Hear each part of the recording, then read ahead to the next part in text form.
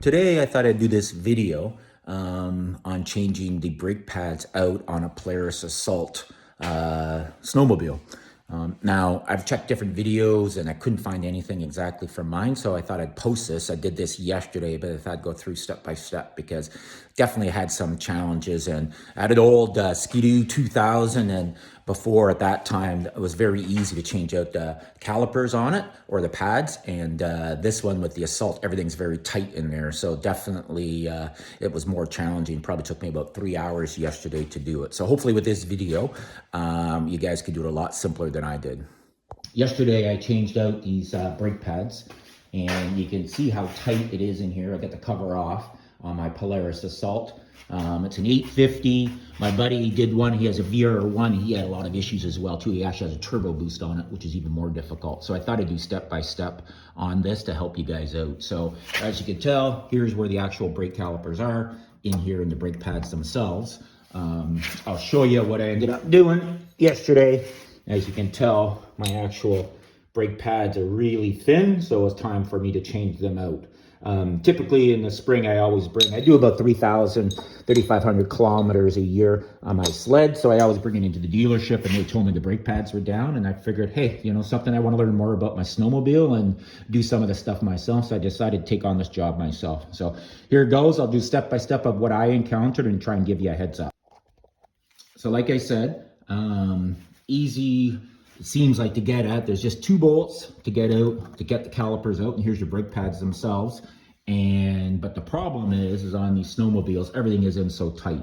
And so first thing you need to do is end up getting this system off from part of your exhaust, which itself is a bit of a pain. I will say, first things you need to be looking at, there's really 4 springs that you need to do. There's one here, there's one in the bottom. That's hard to see. You can kind of see it underneath there, which is a pain. I'll come back to that one later. This one here, and then there's one in the back there. So there's 4 springs you need to take out. My first recommendation would be that I bought this wrench. A buddy of mine suggested. It's called a tension spring wrench. You get it Canadian Tire, Amazon, like 15 bucks. Highly recommend that, because that was a bit of a lifesaver for me to get these springs off. So getting the springs off was pretty simple. I would say key thing is get those 4 springs off, but make sure that you hold on to them and they don't drop off. The one part, as I was saying, you want to get this off. It's a sensor that comes in. So the easy way, you don't want to damage this. I tried to untake this and decided, something that was tight. The easier thing for me was just over there. There we go. Unplugging it ties into there. And then just with a little zip tie, you end up putting that over there to keep that whole line off the muffler system so it doesn't melt. So you just got to make sure you do that. But that was fairly straightforward. And that way you're not monkeying with this piece here, worried about it, over time that it's corroded in there and you can't get the nut off and you strip it. You don't want to do that. Easy way, just unplug it. Here was the first challenge. Getting the springs off was okay, but now getting this whole thing out was a bit of a pain, because this here sits underneath in the muffler system. So you really got to play with this a little bit. It sits in there. What I ended up doing was that here, there's a metal gasket. So you got to pull that apart. So I pulled it that way a little bit. Then the top, I pulled out front, and you'll see in behind, again, that's the problem. Everything is so tight, very hard to see. There's almost like a pipe that goes into that system there. So that's why you got to pull this back and then up to get it out. And so after jimmying with it a little bit, again, everything extremely tight. Look how tight everything is. I was able to get that out, but it does come out. You might think it's not, but it does come out. So like I said, my easiest way, what I ended up doing is once I took the springs off, separated it, I pulled the top a little bit out, jimmying from behind, and then was able to pull it out like that. Okay, now once you got this out, you got access over to the calipers here. Now here again, it was a bit surprising because everything's extremely tight again. I was able to get onto it, my socket wrench with this one, and the thing, I think it was a 15 millimeter to get onto it. So careful thing is making sure you get these bolts out. There's a washer on it, and that they don't, that it doesn't fall down to the bottom of your sled. It's gonna be hard to get that out of there if it is. So I was being very careful, making sure I didn't drop it. Now here was one of the first challenges again. Another challenge, I should say. was that even getting this off was a bit of a pain. I found when you take these bolts out, this canister is actually holding it because it's got a lip. So I ended up pulling this off, pulling the brake pads out through the top itself, so there was more space. You can see underneath here, there's extra, the brake pads are on there. So just another thing that has to move out. So I took the brake pads off completely and then took the calipers, slid it back and then up over, and I was finally able to get it out. But that probably took me about 20 minutes just after I took the bolts out, figuring out how to get this out because it's up against this canister and you can't lift it up straight. So bit of a pain to get that out.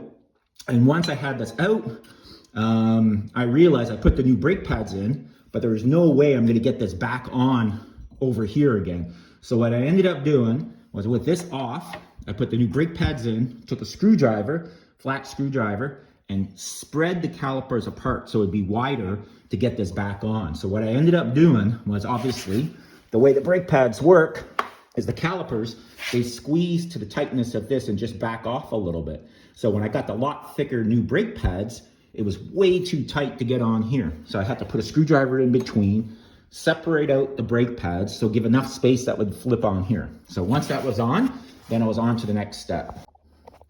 So again, I tried for a few minutes with the brake pads, new brake pads in to put this whole thing back on, but just not enough space in there again, very, very tight. So what I ended up doing is knowing that when these brake pads were separated enough, it actually stays separated, which is good. I took the brake pads out, I slid the calipers back into spot, and then I was able to put the brake pads, slide it down over the disc itself, and then put the clamp back on here to keep everything in place.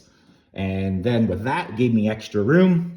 And then I ended up tightening these two bolts again in the back with a ratchet. You want to make sure you go tight enough with that because there's a lot of vibration there. You don't want to get that loose at all and that starts shaking. It could do a lot of damage.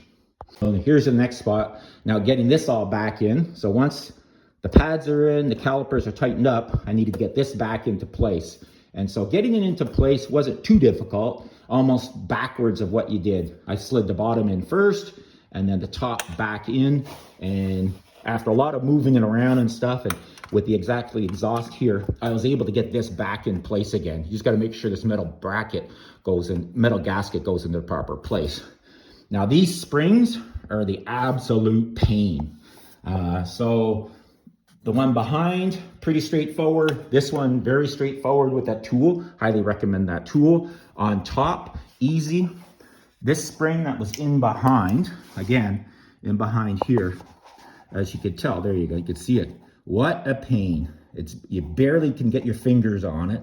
There's no room to get that tool into place. I probably spent an hour trying to get that spring into place.